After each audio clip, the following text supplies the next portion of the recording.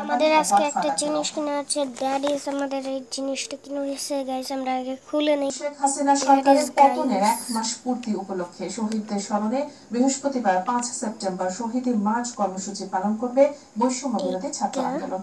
এছাড়া শুক্রবার 6 সেপ্টেম্বর থেকে সারা দেশের বিভাগীয় ও জেলা শহরে সফর কর্মসূচি ঘোষণা করা হয়েছে। বিস্তারিত জানাচ্ছেন আবু সাইদ অপু। ঢাকা বিশ্ববিদ্যালয়ের ছাত্র শিক্ষক মিলনায়তন টিএসসিতে আয়োজিত এক সংবাদ সম্মেলনের আয়োজন করেন বৈষম্য বিরোধী ছাত্র আন্দোলন। এ সময় শহীদ শেখ হাসিনার পতনের 1 মাস পূর্তি উপলক্ষে শহীদদের স্মরণে বৃহস্পতিবার 5 সেপ্টেম্বর শহীদ মার্চ কর্মসূচি পালন করবে বৈষম্য বিরোধী ছাত্র আন্দোলন বলে জানান বৈষম্য বিরোধী ছাত্র আন্দোলনের অন্যতম সমন্বয়ক সাজিদ আলম।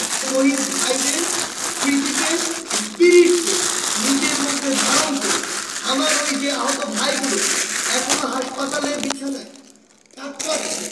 আমার যে ভাই বোনগুলো তাদের হাত হারিয়েছে, পা হারিয়েছে, চোখ হারিয়েছে, তাদেরকে ধারণ করে তাদের স্মৃতিকে ধারণ করে আমরা আগামীকাল 5 সেপ্টেম্বর আমাদের ছাত্র জনতার অভ্যুত্থানের 1 মাস পূর্তি উপলক্ষে আমরা একটি শহীদ মার্চ করতে চাই। এছাড়াও শুক্রবার 6 সেপ্টেম্বর থেকে সারা